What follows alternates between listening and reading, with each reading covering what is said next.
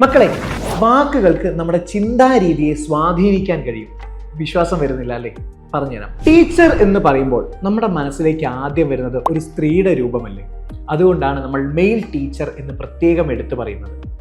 Driver എന്ന് പറയുമ്പോൾ ഒരു പുരുഷന്റെ ചിത്രം മനസ്സിലേക്ക് വരുന്നത് കൊണ്ടാണ് നമ്മൾ ലേഡി ഡ്രൈവർ എന്ന് പ്രത്യേകം പറയുന്നത്. Pilot woman pilot, nurse male nurse, doctor lady doctor, ഇങ്ങനെ ഓരോന്നും പ്രത്യേകം എടുത്തു പറയേണ്ടി വരുന്നത് എന്തുകൊണ്ടാണ്? അതിനുള്ള ഉത്തരമാണ് ജെൻഡർ സ്റ്റീരിയോ ടൈപ്പ്. ജോലികൾ ജെൻഡർ അടിസ്ഥാനത്തിൽ വേർതിരിച്ചിരിക്കുകയാണ് എന്നൊരു തെറ്റിദ്ധാരണ നമുക്കുണ്ട്. ഭാഷയും മീഡിയകളും ഇത്തരം സ്റ്റീരിയോ ടൈപ്പുകളെ കൂടുതൽ ബലപ്പെടുത്തുകയാണ്. ഉദാഹരണത്തിന്, കുക്കിംഗ് പ്രോഡക്ട്സിന്റെ പരസ്യത്തിൽ അധികവും കാണിക്കുന്നത് സ്ത്രീകളെയല്ലേ? സ്പോർട്സ് കമ്പനി പ്രോഡക്റ്റുകളുടെ പരസ്യത്തിൽ അധികം കാണിക്കുന്നത് പുരുഷന്മാരെയല്ലേ? ഇതാണ് സ്റ്റീരിയോ ടൈപ്പുകളെ ബലപ്പെടുത്തൽ എന്ന് പറഞ്ഞാൽ. ജെൻഡർ ഇൻക്ലൂസീവ് വേർഡ്സ് ഉപയോഗിക്കുന്നത് വഴി നമുക്ക് ഈ പ്രശ്നം മറികടക്കാവുന്നതേ ഉള്ളൂ.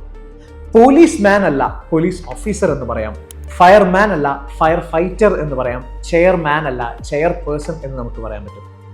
ജെൻഡർ സ്റ്റീരിയോ ടൈപ്പുകളെ അഥവാ ലിംഗ പദവി വാർപ്പ് മാതൃകകളെ ഭാഷയും മീഡിയയും ബലപ്പെടുത്തുന്നുണ്ടോ എന്ന ചോദ്യത്തിന് നമുക്ക് ഈ ഉദാഹരണങ്ങൾ നൽകാവുന്നതാണ്.